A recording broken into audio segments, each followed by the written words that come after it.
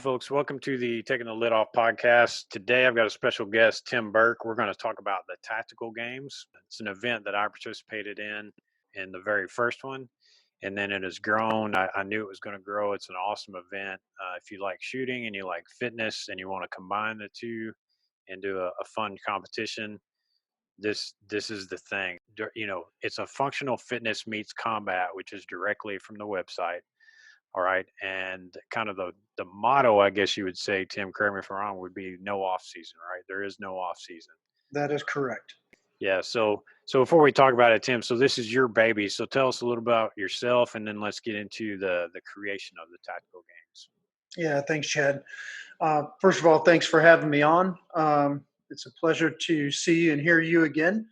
And I love things like this where we can synergistically help each other grow our audiences and inform people about the world of being a tactical athlete. So I joined the Army at 17, spent 4 years in the 82nd Airborne Division, real quick jumped over into SF, and was assigned to 7th Special Forces Group, served there for about 5.5 years, made one more jump over another fence, and served as a DS medic in Delta for just under 2 years.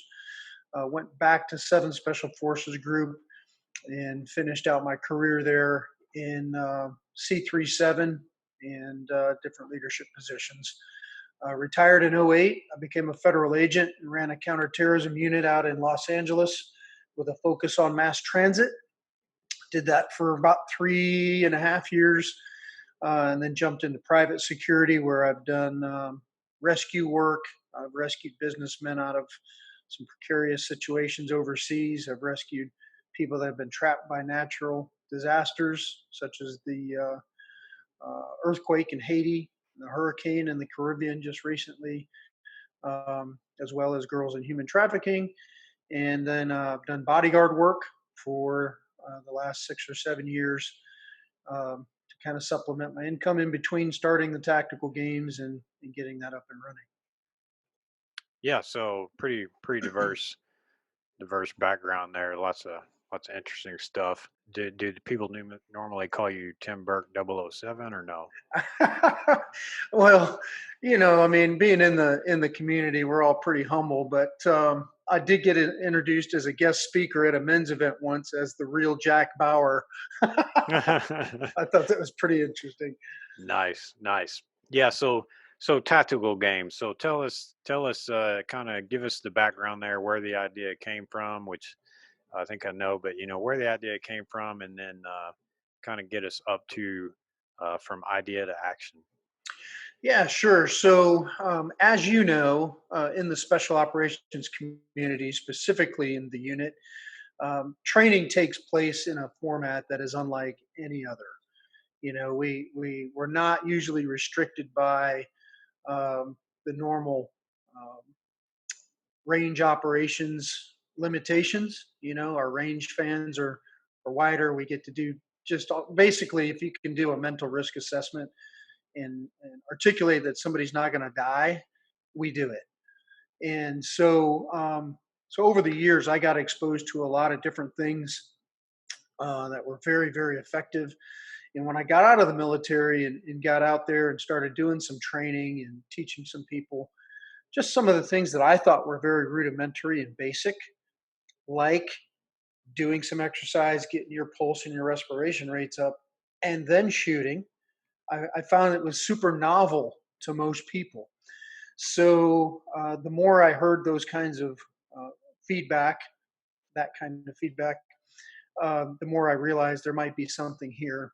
Um, the actual event that triggered the actual start of the tactical games was I was watching a YouTube video of a well-known shooter. If I mention his name, and I'm not going to, everybody that's probably listening would know who that is. But the guy was a little bit chubby, to say the least. And he did an El Presidente drill, which I think you know what that is. But for the listeners, it's 3 targets, 1 meter apart at 7 yards. And you shoot 2 in the body, 2 in the body, 2 in the body, mag change, 2 in the body, 2 in the body, 2 in the body. So, and it's for time. And I can usually do that drill in 6.5, 7 seconds, which is, you know, better side of mediocre, right? Right, right. But this guy, he blazed it. I mean, he was literally in the 3 to 4 second range, and I was like, oh my gosh, that was impressive. Then the announcer, the guy talking through the video, made a mistake, and he said, "Ladies and gentlemen, this athlete," and I never heard another word he said because he just called this. I'm not trying to be unkind, but I'm observant. The guy was fat, and he called him an athlete. And I thought, no, no, no, no, no, no, wait, wait, wait, hold on, stop everything. This is not an athlete, and I'm going to start an event that's going to show the world what a tactical athlete is, and we're going to train, test, and highlight tactical athletes, and that was the genesis of Yeah. it. So, and it's funny you tell that story because not knowing the story of you seeing that video and all at the first games here in Tennessee when you had that, that was a comment that was made by a few of the competitors, which I think then we only had around maybe 20 competitors or something like that.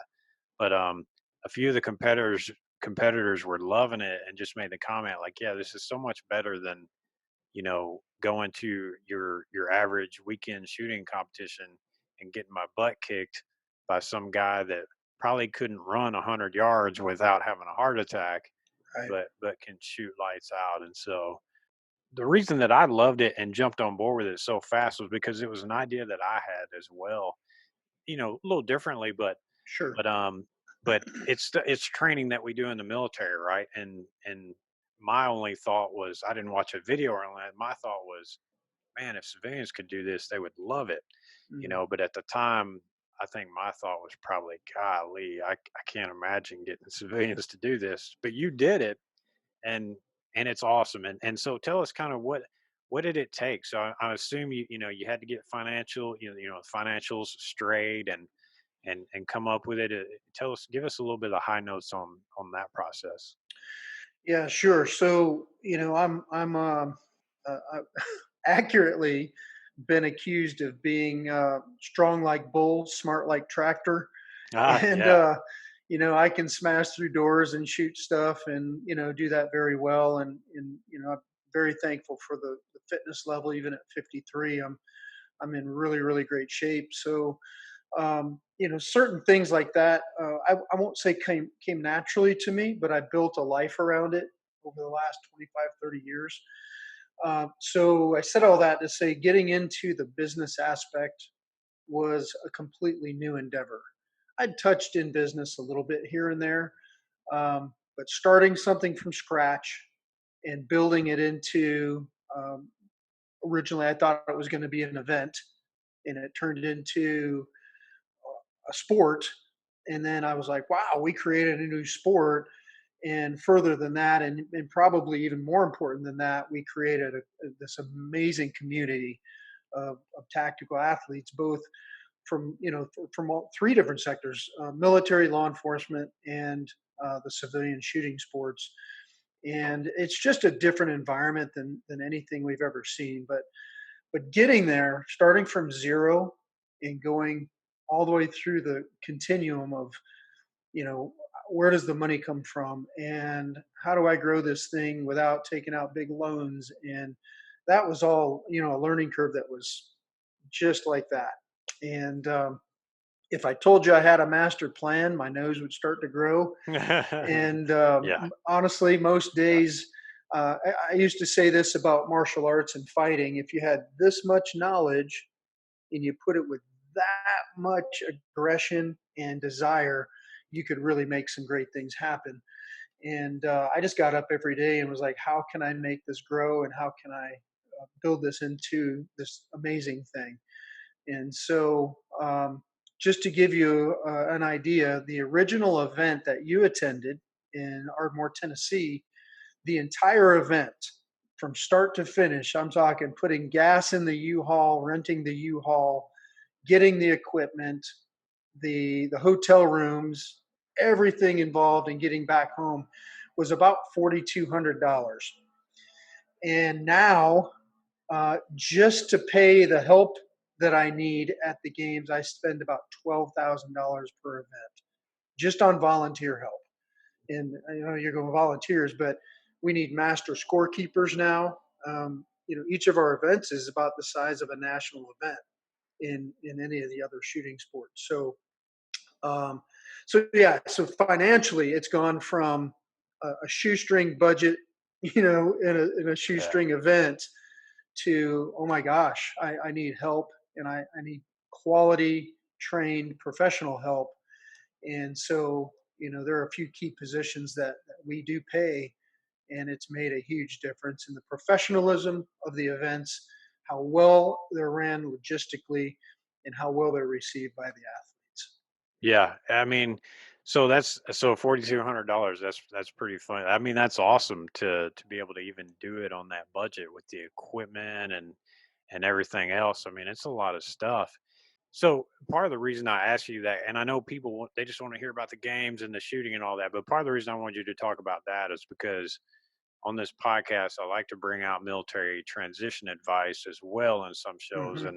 And while the focus here is tactical games, I want veterans to hear that story and know that you don't you don't have to be a business, master's degree person or anything like that.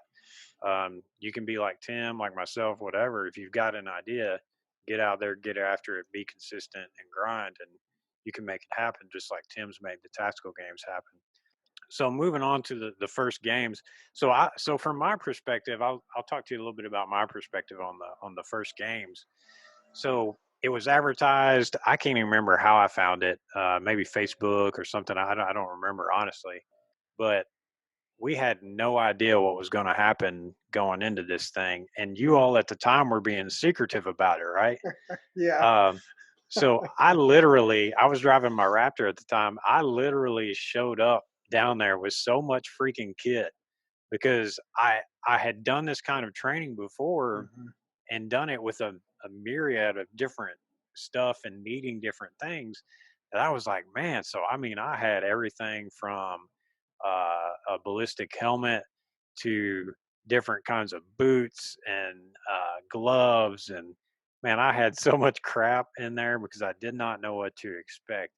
So it's funny that now in the events, people were pretty much going to know there's always going to be surprise events. Every venue is going to be different, but people have a general idea of what's going to take place and a general idea of what equipment to have. Yeah. And I think really all we knew was just having a rifle with a red dot and then just kind of a stock handgun was pretty much it back then. I think we had it was about 20 competitors, right?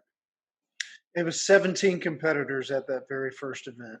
Yeah, yeah, and man, but it was so cool. It was I knew then that you were going to create a community because I mean, typically in the shooting sports, you've got a good community anyway. Anytime I've been to a competition, shooting or anything, or even a range, people are generally friendly, like-minded, that kind of thing.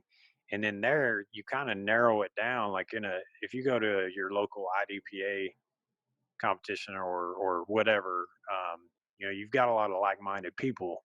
But now you take the tactical games, and that narrows it even more to people that are even more like-minded Yeah. because you add the fitness element to it and everything, and it just makes it awesome. And I don't want to tell you, that first games, it was a smoker, and it was stressful because day one, I mean, it helped that I came the day before and I had run into Jeff Martone, who I Yep. know, who we have a mutual friend who lives out here near me, that ended up coming out there and seeing the venue. I think it was Friday night before the game started Saturday because man, I'm gonna tell you, I had some butterflies about Saturday morning because I was like, I have no idea, but I've got my guns, I've got some ammo, I've got some kit, and we'll figure this thing out. Yeah. Um, and speaking of hotels, you mentioned that hotel was freaking horrible. That Well, that thing is, it was so quality. I walked in and talked to the guy, and I was like, "Hey, I'm bringing an event here. Can you give me some kind of a deal?" And I'm looking at his thing on the wall with his prices, and it was like $55 a night normally. He's like, you could see the cha-ching, and then this place is in Podunk, and he goes $75 a night per room, double occupancy, two people in a room, and I looked at the wall and I looked at him and I kind of shook my head and I go, no, $35 a night because you regularly at 50, 55, and I'm going to bring you, a bunch of people. And he was like, okay. I mean, it was just that Yeah. quick, and it left a little bit to be desired, but Oh my gosh. I filled the seriously, bill. oh man, I seriously had burns on me from the sheets, I believe. Oh They wow, they were like they were like sleeping with cardboard. wow, Um, the shower barely worked. It was pretty awesome. Uh, to think that I got a good night's sleep between Saturday and Sunday, or even Friday before the games. It did. I didn't get good sleep that weekend at all. But actually, when I was reflecting on it on the ride home, I was reflecting on it because I was tired. I was thinking, I was like, you know what? Who cares? I was like, that's yeah, combat. You yeah, think you get yeah, good yeah, sleep when you're deployed in a combat zone? Heck, no. Most times, no. Um, so yeah, a little bit of perspective on it, and it's like, yeah. whatever. But but it was a good time, and so for the listeners, if you look on the website, the video that's on the main page at thetacticalgames.com, some of that video is from the first event, right? And Hmm. That's right. and it was pretty. I don't want to say simple, but compared to what it is now, it was kind of simple. We had that 100-yard course, and Hmm. most of the events were carrying, dragging, pulling whatever an implement down, doing some shooting, back and forth, climbing ropes. But still, I mean, that was a pretty good smoker. I tell you, it did the job. We were freaking tired. I know that. Well, I remember, first meeting you, of course, and and you know how it is in the community when you meet somebody, you're like, well, who is this dude? I know Yeah, he was yeah, at Bragg, and I know who, you gave me your credentials, and it's like, but do you really know that person? And so, it's one of those where like I'll keep my eye on him and see how he does and see how he responds to this, and I mean, there's so much going on that weekend, but what I remember specifically thinking about you is here's this guy. Arguably, you're not the biggest dude out there, right? no, I no, mean, not at all. a person wouldn't see you and go, "Oh my gosh, Arnold!" Yeah, yeah, You're pretty slight of build. yep. I mean, no doubt fit, right? And no doubt you're strong. But watching you go through those events, there were several times, like one with the wheelbarrows and one with the Husafel stones, where I was like, "Holy cow! Check this dude out!" Because I know you've got something that you teach that's a little bit different about fitness and strength, and I'm not going to try to capture that verbally because you could do so much of a better job, but Break, break, break. What Tim's talking about here is original strength, and I had talked to him about having my book out, Original Strength for the Tactical Athlete. So, if this interests you, go check out Original Strength on originalstrength.com. Look them up on YouTube, see some of the videos, see what they're about. Check out their books on Amazon. They've got multiple books, and then you've got my book, Original Strength for the Tactical Athlete, as well on Amazon. Go check it out. Back to the show. but I remember thinking, well, this will be a good test to see if his theories are correct, right? If his Right. postulates actually play out in real life. And honestly, not just because I'm on a podcast with you, I was like, here's this little powder keg of dynamite running up and down the field, freaking slaying it. And it really added credibility to who you are and what you're trying to do as a coach. Well, I appreciate that, Tim, and it means a lot coming from you. I mean, I enjoyed it, and part of it was the competitive. So I had Chris Alvarez next to me, and Who super. is built like a Greek god, right? Yeah, yeah, he's one of them dudes. You take your shirt off, you're like, all right, dude, whatever, man, whatever. Because you're right, I'm not, and I never have been, man. I mean, I've done every kind of workout out there. My metabolism, everything. I'm not going to be that guy, but just because I don't look like I've actually always enjoyed being a guy that is stronger than I look. Yeah. I've Yep. I've enjoyed that.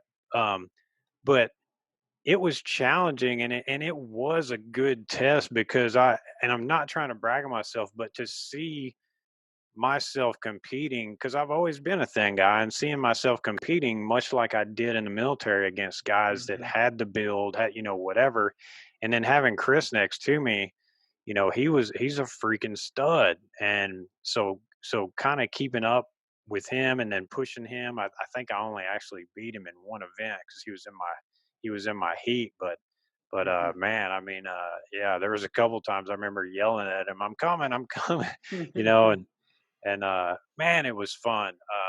I just enjoy the heck out of that kind of stuff. And honestly, what killed me was my handgun shooting.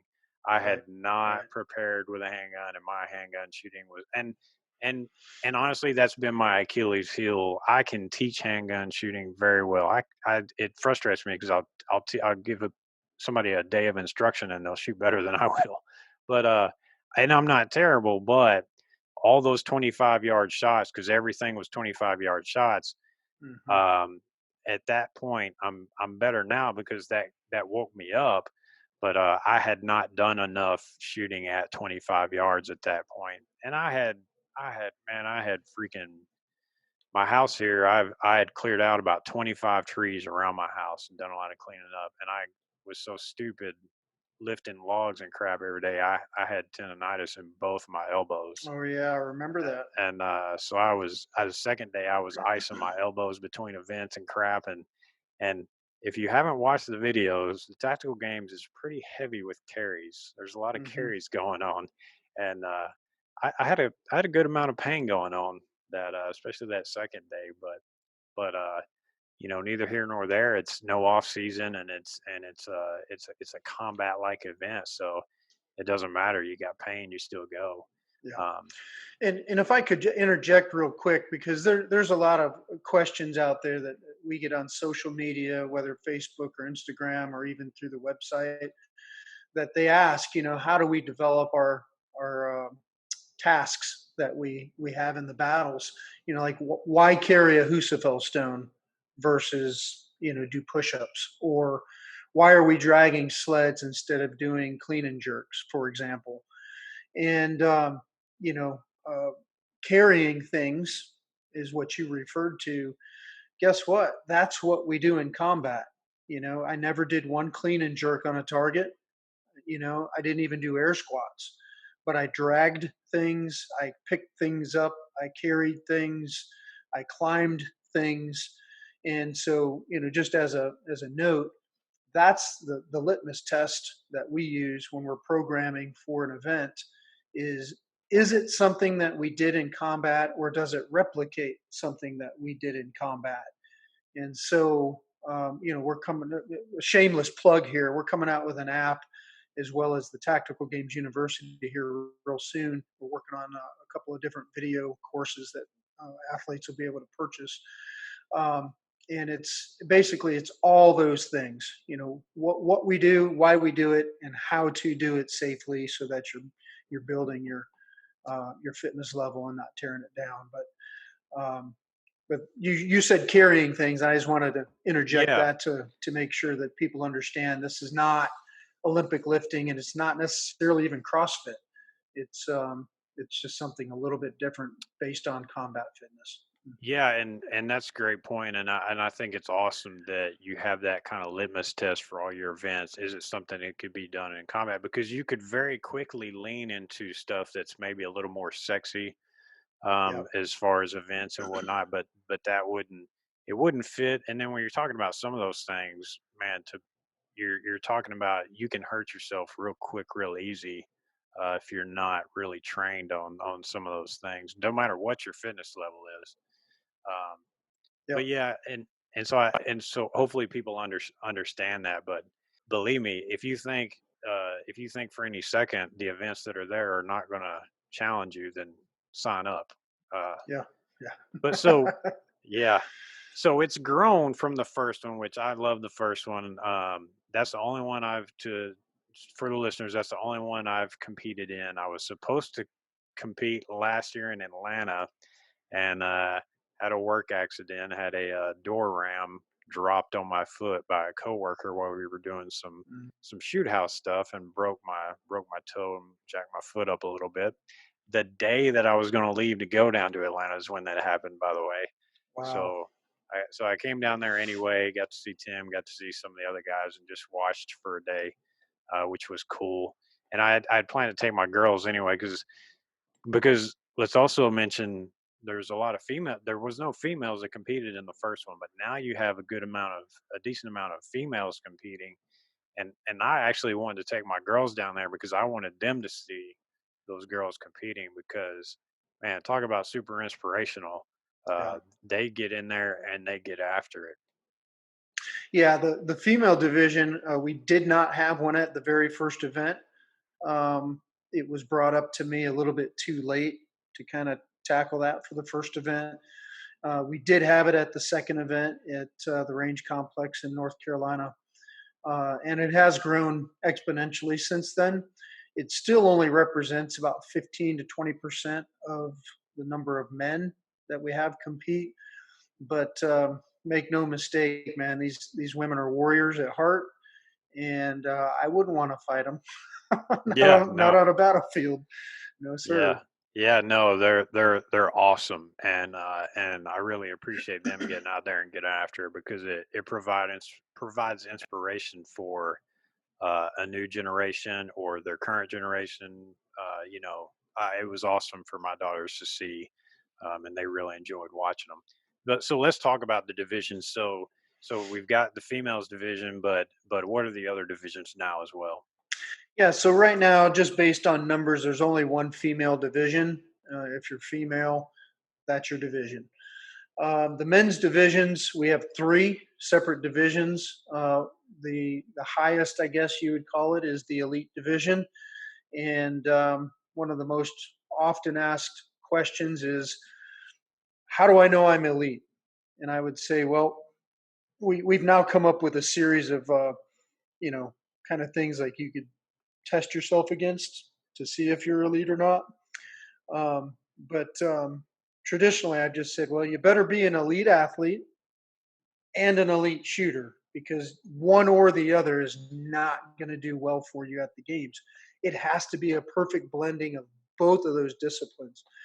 So you have the elite, you have the intermediate group, which is it's kind of the catch-all. You know, if you're a guy out there and you're like, man, I want to give this a try, but look, I'm not a podium finisher. I can't run a 6 minute mile in kit, and I'm not even sure if I can climb the rope in kit.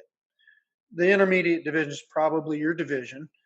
And don't get me wrong, it's still extremely competitive and still an extremely bonding group. You know, when you get done after a weekend, I don't know of a single time where the five each battle group is five people, so either five women or five males or whatever, no matter what division you're in. And I've never heard of a battle group not exchanging numbers and emails and Instagrams, and so it's a super bonding experience for those guys. So you got elites, you got intermediates, you have the masters division, which is 40 or older, and or maybe it's 45 and older. Yeah, 45. 45 and older, and look, that's just um, the reality is the biological reality is me at the top of my game at 30, I could just absorb so much more than I can now at 53. Even though I'm stronger, I could probably pick up more weight now at 53 than I could at 30. The reality is I could run like a rabbit, and do literally, I did preparing for Delta selection. I did 9 consecutive 6 minute miles. You know what I mean? Yeah, yeah. There's no way I could do anything like that anymore. So, all right. So you got elite, intermediate, masters division, the women's division, and we just added a new one called the light division, LITE, and that's for folks that we've had come out, and they're like, look, I can't climb a rope. I may not even be able to do all the activities, but I just like to do it for the experience. and to learn the lessons of, hey, when I jump down behind a barrier, make sure I give myself space. Oh yeah, don't touch my barrel to the barrier because it messes up the harmonics. And those are lessons that a lot of people will never get just out shooting at a range. But when we purposely design those things into the battles for the purpose of teaching in those lessons, these people can come in there and they don't get a trophy in the light division. They're not competing for that at all, but they can voluntarily waive any event that they want. So let's say the battle is a modified Horrigan, which is 5 trips down the range, and each trip down you're dragging a sled, and then you shoot pistol 10 rounds, come back, um, run down, shoot 10 rounds, run back, drag the sled down, shoot 10 rounds, come back. You do that 5 times. The modified is 5 times down and back, but on trip number 3, you actually climb the rope rig up and down and then finish your last 2 trips up and down the range. So in a light division, for example, let's say somebody can't climb the rope. In a normal division, elite, if you can't climb the rope, you're getting a burpee penalty or some kind of penalty that's going to cost you time and energy. In the light division, we go, all right, hey, no problem, man, stay safe. And they just continue on. They're not docked points. They're not penalized for anything. They just go out there and have a great time. So 5 total categories: elite men's, intermediate men's, masters men's, light division, which is male or female, and then the female division. Okay, gotcha. So that I think that's a good idea with the light division. If as long as you've got the staff to handle that, I think that's which obviously you do. I think that's a pretty good addition there, so folks can get the experience. Um, so I mean, you brought up, that the camaraderie is one thing that's huge. It was huge in the first games, something that I saw that was going to grow. I mean, we started a Facebook group right after that, or you all did, for the tactical games action figures is Mm-hmm. what it was being called, and it's just a great environment.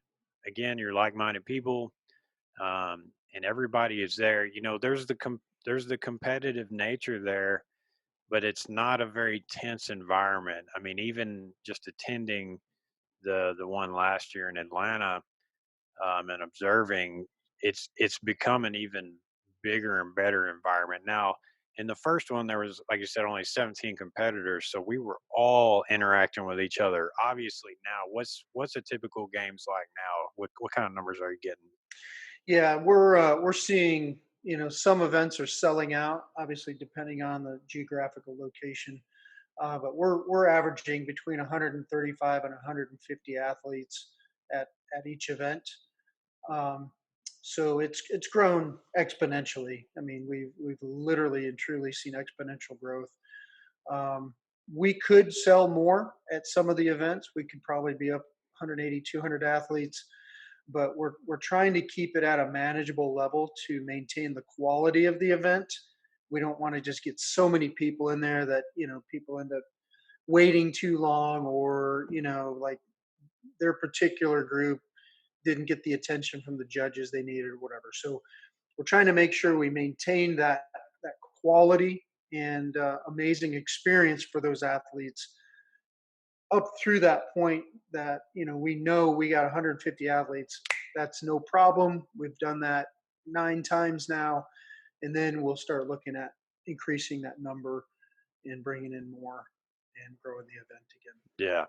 So you're still, I mean, every competitor is not going to interact with every other competitor, but you're going to have your people that are in your heats, and your groups, your starting groups and whatnot, and you're going to grow a bond there, absolutely. And I would encourage people, even though you don't think that you're maybe going to be a podium finisher or what, yeah, you can sign up for intermediate or whatever, but just come out and try it. Just absolutely come out and try it. You will not regret it. The only thing that you will regret is not trying it.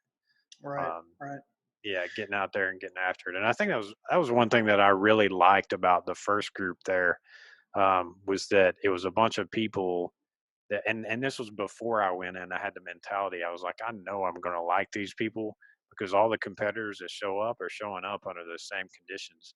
They really don't know a whole lot about what's about to happen, but they jumped in and took it anyway. Yeah. Um, There's something I'd point out. The event that you came to in Atlanta that you weren't able to compete in because of injury, we had a couple of VIP guests come in there. One was a financier, and the other one was from the movie industry. And we were at the finish line of the wheelbarrow uh, event. I don't know if you remember that. They do a wheelbarrow about 500 yards total, yeah. Yep. dip into their individual range and kind of do some moving and shooting, and then Right. finish up with the wheelbarrow. Um, they were at the end of that, and JP Cervantes was the battle boss for that, and of course he's fun just to listen to and watch Yeah. anyway. Him and his interpreter.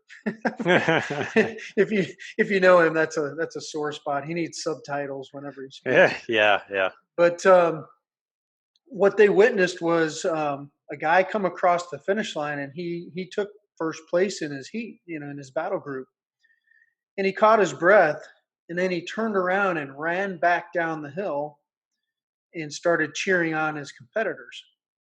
Um, and it confused them. I could see it on their face. And the guy looked at me and he goes, "Is this an individual event or a team event?" And I said, Both. It's not either or, it's both and." And he goes, "Well, what do you mean?" I said, "Look, everybody comes here to compete and to win. And when they win, it's them. But everybody's also here to compete with each other, not necessarily against each other." I said, "You'll never find a place that has more camaraderie and more enthusiasm and encouragement. It's the only place I know of that the person in last place gets cheered for louder than the person in first place." And he almost you can see it was an emotional event for him. So piggybacking on your comment, if you're kind of on the fence of whether to try it or not, yes, it's my event, and yes, I want you there. But I would say the question isn't should you compete. The question is, why wouldn't you? It's an amazing learning environment. It's a training environment. It's a testing environment, but it's also a reaffirmation environment, right? Everybody's going to Right. pat you on the shoulder. Everybody's going to give you a hug. Everybody's going to tell you you're a stud, and it doesn't matter if you're in last place. Yeah. So, Yeah. yeah. So come out and compete. Yeah, I mean, you're absolutely right, and I saw that, and it was the same. I saw that in Atlanta. It was the same thing. The first one, you're getting cheered on, no matter what. I mean, because it doesn't matter. Like you're all in it together, and it's a lot of that similar background too.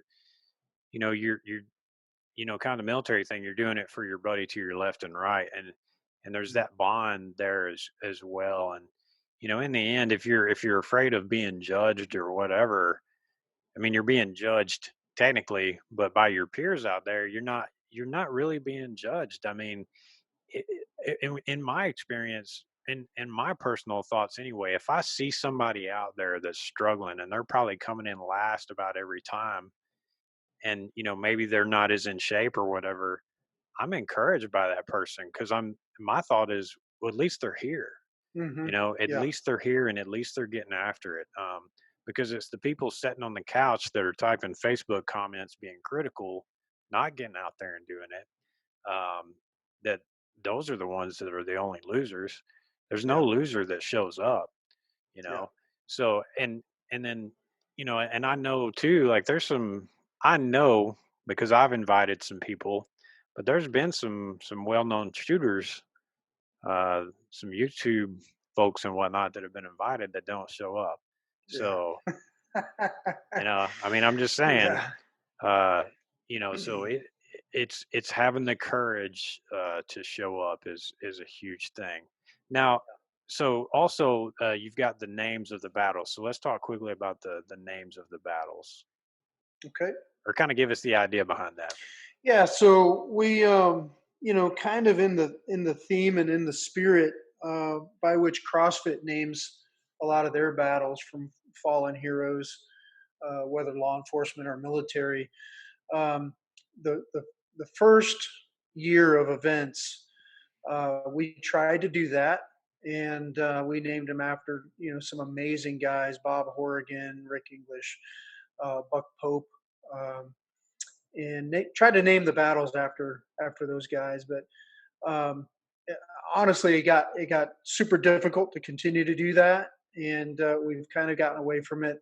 Now our naming um, protocols basically just try to be descriptive.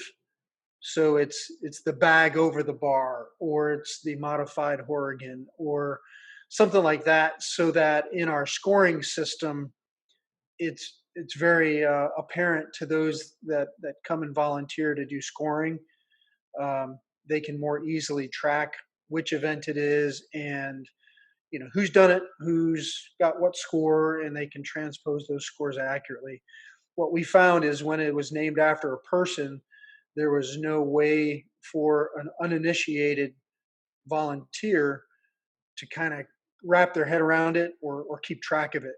And what we ended up having was some scores that were um, mis uh, transposed, or transposed incorrectly.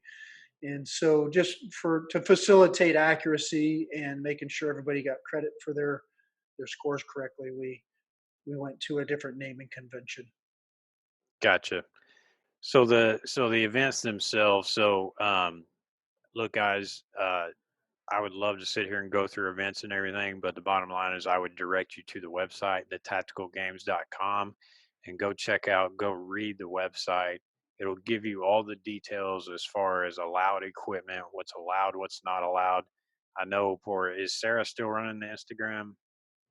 She is, yeah. Yeah. She's got some help now. Um, Originally, she's an amazing story. If I could digress just for a second Yep. and talk about her, she came to me at that second event in North Carolina, and in her words exactly were in that almost valley girl kind of tone. She's like, "Who's doing your social media? It sucks." And I was like, "Who is this chick?"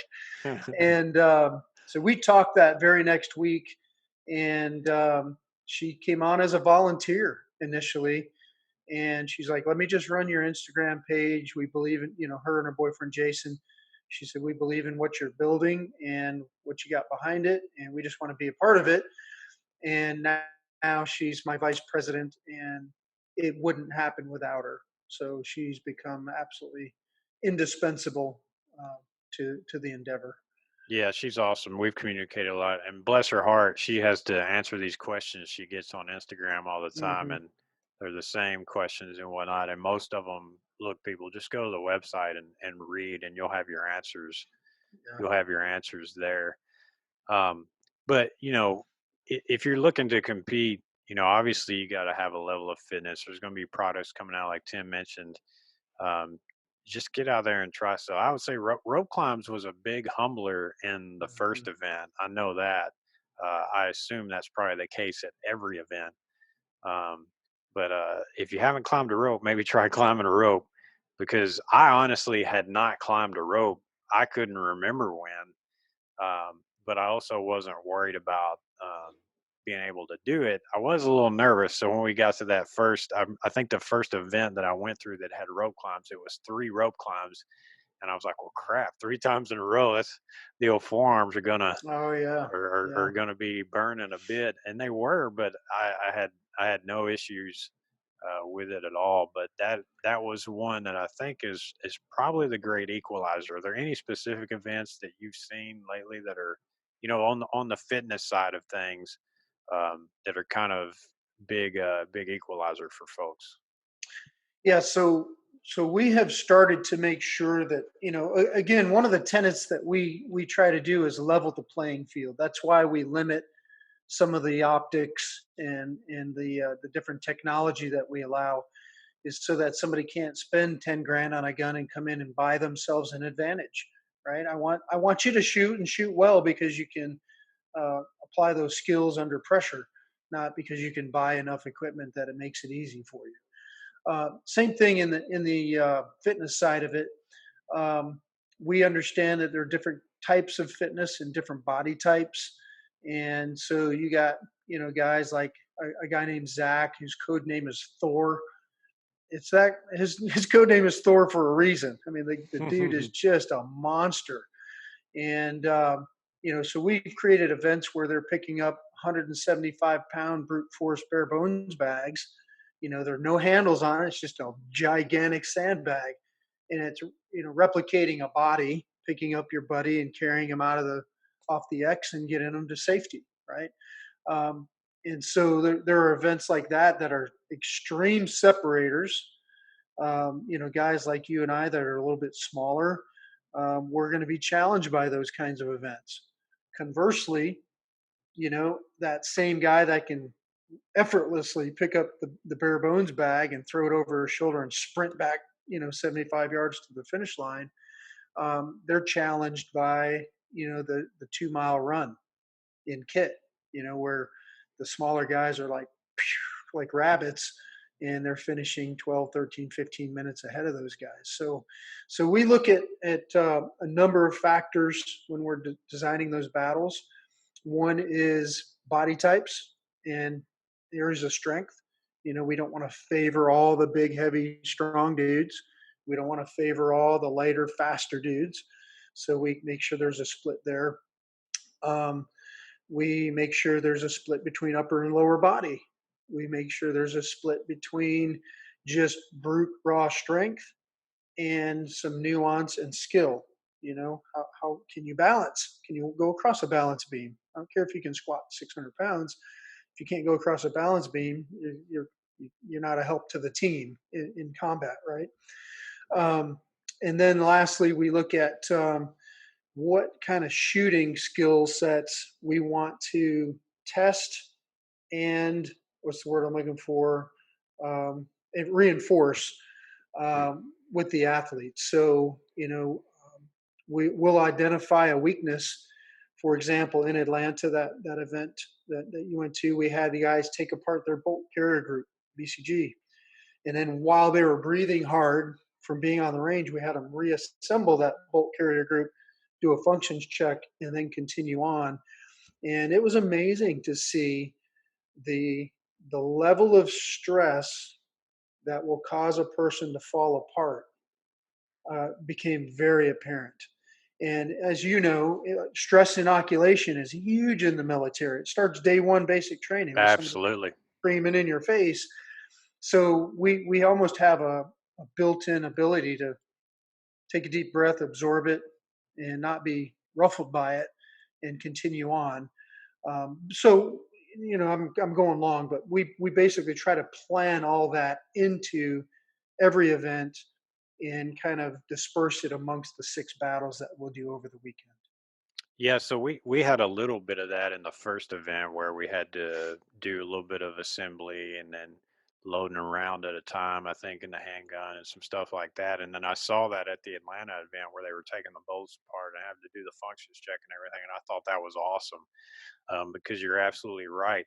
Because it's all about learning. I mean, not everybody's going to win, right? And not everybody's going there to win, which is great too. A lot of people are going there as it feeling more like a training event, Yeah. which I think is perfectly fine. And that's a point where you could learn that lesson of, oh crap, I my fine motor skills, if I'm doing this amount of physical work, my fine motor skills are going down and I can't put my freaking firing pin in my bolt, All right. Right. So or bolt carrier. So I mean, the stuff is great, and we could go on, but I kind of want to wrap it up a bit here. We've covered most of what is, but what's I know you said you've got the app out. Kind of what's the future here with the games? Is there anything on the horizon? Yeah. So we're opening, like I said, the Tactical Games University. There will be online courses. There will actually be an opportunity for one-on-one coaching. Obviously, again for a fee. We'll have the app coming out. That'll kind of be the lowest common denominator that financially that somebody can tap into on a daily basis, and again do not just workouts, but workouts that are geared towards tactical athletics and combat-oriented tasks that are going to help a person if they compete in the tactical games. Um, we've got a couple other initiatives that are coming out that I'm not ready to unveil quite yet, but it'll be another game changer when we do. Excited about that. Could I add one last comment? Yeah, absolutely. I Go know ahead. that your audience is largely based in the military community, I'd be remiss in not sharing this, Chad. We figured out, and it was a unintended consequence of starting the tactical games. At the very first event that you and I met at, I had one of the athletes come up to me, look me in the eye, and say, "The tactical games gave me a reason to live." And I was just like, "Oh, wow, maybe you're a little unstable. I don't know. I didn't know how to absorb or process that, so I just kind of tucked it away and went on with my life. Now that we're into year three, and our community has grown exponentially, I'd like to say that I've had 8 or 9 people now, some via email, some via text, some face to face, tell me in some form or fashion the tactical games saved their lives. And why do I say that? We've become a veritable net, catching people like you and like me who have maybe struggled finding that new community coming out of the military. We've kind of created an environment, number one, where they're comfortable, where they're accepted, whether you got legs or arms or not, whether you're missing an eye, nobody cares. It's all about the warrior spirit.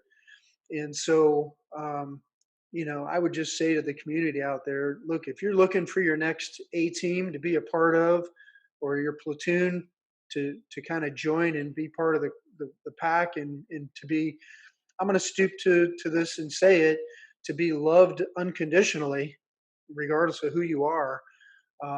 This is a good place to land. Nobody's going to turn their back on you, and nobody's going to denigrate you here. We just kind of accept all the warriors, you know. Yeah, I would second that, and I'm glad you brought that up. That's a beautiful, beautiful thing, and there's no doubt that the tactical games is going to be a blessing to people.